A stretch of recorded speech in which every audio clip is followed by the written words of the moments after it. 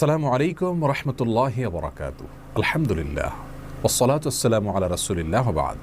সুপ্রিয় দর্শক শ্রোতা ভাই বোন, আমাদের জীবনে এমন কিছু সময় আসে যখন দেয়ালে পিঠ থেকে যায়, যখন আমাদের নির্দিষ্ট চাওয়া পূরণ করা ছাড়া আর বিকল্প কোনো পথ সামনে খোলা থাকে না। এ ধরনের পরিস্থিতিতে আল্লাহ রাব্বুল আলামিনের কাছে আমাদের মনের একান্ত কামনা বাসনাগুলোকে পূরণ করবার জন্য একটি বিশেষ পথ বাতলেছেন আমাদেরকে প্রিয় নবী সাল্লাল্লাহু আলাইহি ওয়াসাল্লাম, আর সেটি হলো ইসমে আযম। ইসমে আযম মানে হলো মহান নাম। আল্লাহ রাব্বুল আলামিনের এই ইসমে আযম তথা মহান নামের মাধ্যমে কোনো কিছু চাওয়া হলে তিনি সেটা পূরণ করেন।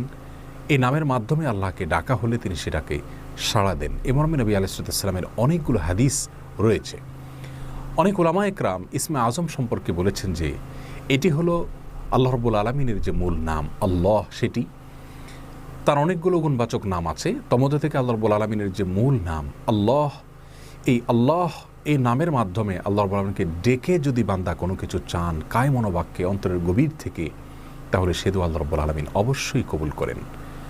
এজন্য কোনো কিছু আল্লাহ রাব্বুল আলামিনের কাছে চাওয়ার আগে যদি আল্লাহ বলে ডেকে ভালোবাসা থেকে, আস্থা থেকে, ভরসা থেকে, কায় মনোবাক্যে দীনতাহীনতার সাথে আল্লাহকে ডেকে যদি কেউ দোয়া করেন, তাহলে সে দোয়া আল্লাহ রাব্বুল আলামিন ফিরিয়ে দেন না।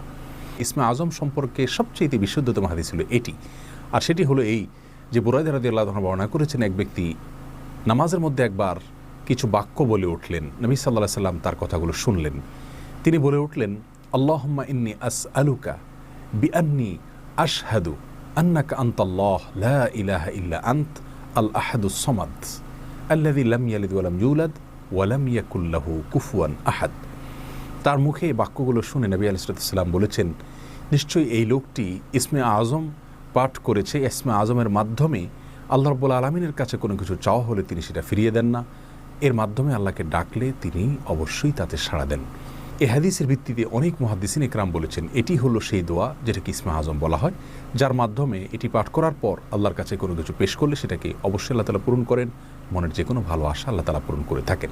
দোয়াটি আবারও বলছি, আল্লাহুম্মা ইন্নী আসআলুকা বিআন্নী আশহাদু আন্নাকা আনতাল্লাহ লা ইলাহা ইল্লা আনত আল আহাদুস সামাদ আল্লাযী লাম ইয়ালিদ ওয়া লাম ইউলাদ ওয়া লাম ইয়াকুল লাহু কুফুয়ান আহাদ। যার অর্থ হলো, হে আল্লাহ, আমি আপনার কাছে প্রার্থনা করছি এই মর্মে যে, এই জন্য যে, এই ভিত্তিতে যে আমি সাক্ষ্য দেই আপনি আল্লাহ, আপনি ছাড়া সত্যিকারের কোনো মাবুদ নেই, আপনি কারো মুখাপেক্ষী নন, আপনি একক, এবং আপনি কাউকে জন্ম দেননি, আপনাকেও কেউ জন্ম দেয়নি, এবং আপনার সমকক্ষ আর কেউ হতে পারে না। এই বাক্যগুলো পাঠ করে আল্লাহর বড়ের কাছে কোনো চাওয়া পেশ করলে তিনি অবশ্যই সেটি পূরণ করেন। জীবনের কঠিন মুহূর্তগুলোতে বিশেষ করে এই ইসমে আযম পাঠ করে আল্লাহর বড়ের কাছে দোয়া করব, সেটা অবশ্যই আল্লাহ তাআলা কবুল করবেন যদি দোয়ার মৌলিক শর্তগুলো আমরা পূরণ করে থাকি। হালাল বক্ষণ করা, কায় মনোবাক্যে দোয়া করা, এবং দোয়ার ক্ষেত্রে আন্তরিকতা এবং ঐকান্তিকতা থাকা, এই বিষয়গুলোকে যদি খেয়াল করে আমরা দোয়া করি, ইনশাআল্লাহ বিইذনিল্লাহ আল্লাহ তাআলা আমাদের সে দোয়া পূরণ করবেন। কোনো কারণে সে দোয়া যদি পূরণ হতে আমরা না দেখি, তাহলে সন্দেহাতীতভাবে আমাদের বিশ্বাস রাখতে হবে এটা পূরণ এই মুহূর্তে না হওয়ার মাঝে আমাদের জন্য কল্যাণ নিহিত আছে। আল্লাহ তাআলা এর বিনিময়ে আমাদেরকে আখিরাতে দিবেন। এছাড়াও দোয়া ইউনুসের মাধ্যমে লা ইলাহা ইল্লা আনতা সুবহানাকা ইন্নী কুনতু মিনাজ জালিমিন, এটা পাঠ করেও যদি কেউ দোয়া করেন, তার মাধ্যমে আল্লাহর বড় দোয়া কবুল করেন। এবং হাদিস বর্ণিত হয়েছে আল্লাহ তাআলা আমাদের সবাইকে ইসমে আযমের মাধ্যমে আল্লাহর কাছে জীবনের কঠিন মুহূর্তগুলোতে দোয়া পেশ করার তৌফিক দান করুন।